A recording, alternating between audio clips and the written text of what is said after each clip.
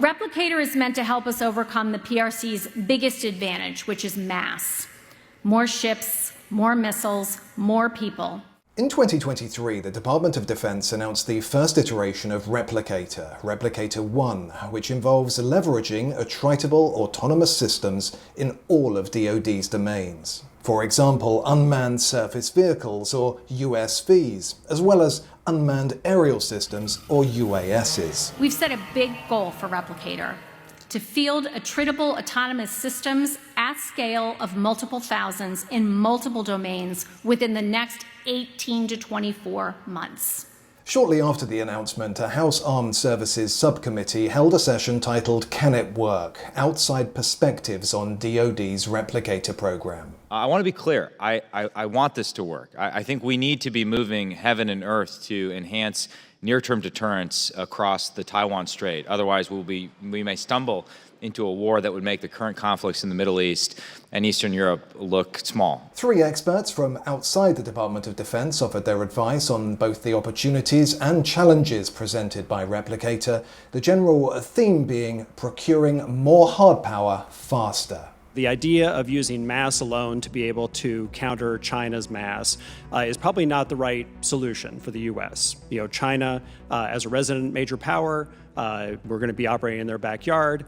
They can generate targets at a lower cost and more easily than we can generate successful shots on targets. So if we are going to try to match mass for mass, we've probably picked the wrong adversary, the wrong scenario, if we're thinking about an invasion of Taiwan scenario. How much of a deterrent effect is just the announcement of a Replicator program and that we're doing this? I do think that DoD needs to think strategically as they move forward about doing demonstrations that can demonstrate capability in ways that are going to have a deterrent effect. We've certainly seen this in the past. Several years ago, DoD did a big swarm demonstration out at China Lake with 100 drones. That was followed not long after by China doing their own swarm demonstration. We know that's the things that they're watching. And so there's going to be a lot of capabilities we need to conceal, but some that we want to think about strategically showing for a deterrent effect. Dr. Bill Greenwald said he thought the idea of releasing thousands of cheap autonomous systems that serve as a deterrent was a good idea, as long as it didn't crowd out funding for near-term munitions and other critical requirements. Flares. But better yet, he said, was the ability of Replicator to wake up the Department of Defense. Replicator proposes to be a vanguard for a massive and I would say much needed change in how the department innovates at scale. The reality is Replicator is removing kinks in the hose of the system that is innovation in DoD. There are a multitude of programs that already exist in the department that need help to get from where they are to delivery at scale. That is where Replicator is focused. It won't be easy. Dr. Greenwald pointed out that Replicator's short and medium-term goals, so drone deployment and business development process change, are both worthy objectives. The problem, he said, is that DoD's culture and processes are stuck in the past. The greater defense innovation problem is multifaceted and one that manifests itself in the extensive time it takes to deliver capability. The system is based on a planned, step-by-step predictive process that takes decades to deploy anything of substance. The President was much impressed by the lineup of big seaplanes under construction. This is diametrically opposed to how DoD used to develop capabilities in the 1940s and 1950s, and how things are done today in the commercial sector. It should come as no surprise to this subcommittee that the vast majority of technologies that the Department of Defense needs in the future reside in the commercial marketplace, which has adopted a time-based innovation system and not in the Department of Defense or in the traditional defense industry. The American Navy has developed a new guided jet-propelled missile with a powerful warhead. Dr. Greenwald said that in the 1950s, DoD created what he called the Time-Based Innovation Playbook, which was the basis for Silicon Valley's success. Replicator is perhaps one last chance for Silicon Valley to return the favor and reinvent DoD. He said that unless Replicator is taken outside the acquisition budget bureaucracy and rules, it will fail. I don't think it's hopeless. It's a fight worth fighting. I think it can be successful, but it's something that DoD needs a lot of work and a lot of top-down direction to do so. It can, in fact, be launched from the deck of a submarine. 7 months after the announcement of the Replicator initiative, so March 2024, and the Deputy Defense Secretary spoke at the American Dynamism Summit in DC. Today, we are on track to meet Replicator's goals. The session was titled Collaborative Disruption at the Department of Defense, Innovating to Win in the 21st Century. What we did in 5 months normally takes DoD 2 to 3 years. One of the main concerns for all three experts was that by pumping money into Replicator, other arguably more important areas of defense would be neglected. In fact, Chairman Mike Gallagher said that when he first heard about the initiative, he believed that the DoD would be better off replicating hard power programs like munitions. If we're going to do a crash program in the next 18 months, let's replicate the existing systems we know we need in the Indo-Pacific. Long-range anti-ship missile, SM-6, JASSM, JADM, NSM, right? Like the critical munitions, the long-range precision fires, we know we need to be moving to maximum production rates of, but we're still at minimum sustaining rates even after the collapse of deterrence in Ukraine. To your point, we need a combination of both the continued maximum production of long-range precision munitions, but we also need what a Replicator can bring in terms of creating a more recomposable and more flexible force structure that's able to create some dilemmas for the Chinese that are separate from what the long-range fires complex can do.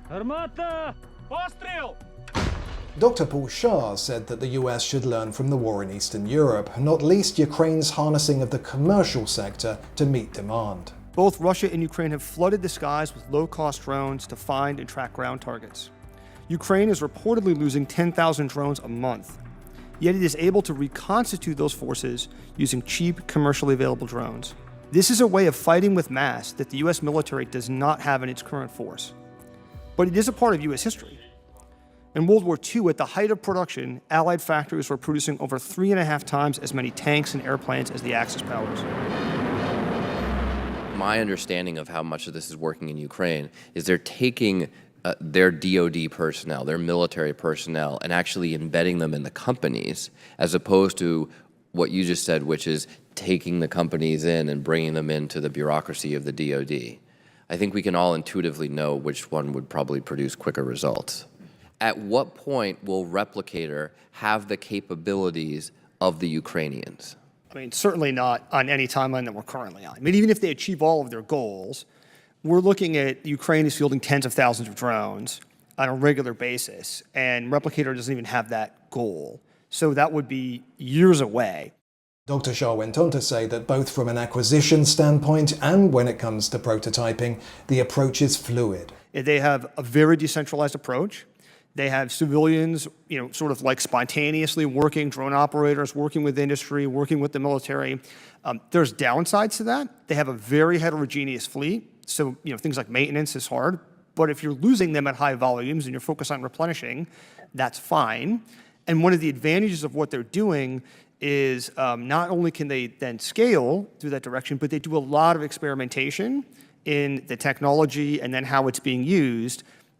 Because they're allowing a lot of freedom among those on the front lines and the developers to try things and figure out what works. According to Mr. Clark, typically US DoD test events take place 2 or 3 times per year, but now with Replicator, pressure is on the Defense Innovation Unit to ensure much faster prototyping. I think from a managerial perspective, you need to bring the operators in consistently as you do serial operational prototyping. So in other words, minimal viable product goes out to the warfighter, they test it, look at it, see if it's operationally useful or not, suggest changes, goes back into the process, you prototype again, repeat. And this will be repeating over and over again, and frankly should be repeating over and over again with software changes, with hardware changes. And the key thing that we have right now is this wall that we like to throw things over.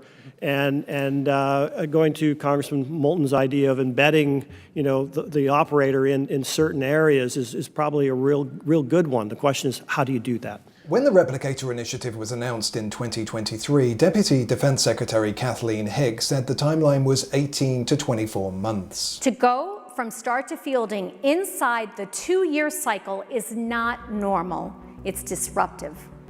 But we plan to make it normal because more speed is essential. But with rising threats across the world and the US still not on any kind of war footing, the DoD is facing an uphill battle. Replicator is a test of the Defense Department's ability to generate the types of systems it needs, in the quantity it needs them, and at the speed required to deter China. The Pentagon's bureaucracy is likely to face challenges along all three of these dimensions.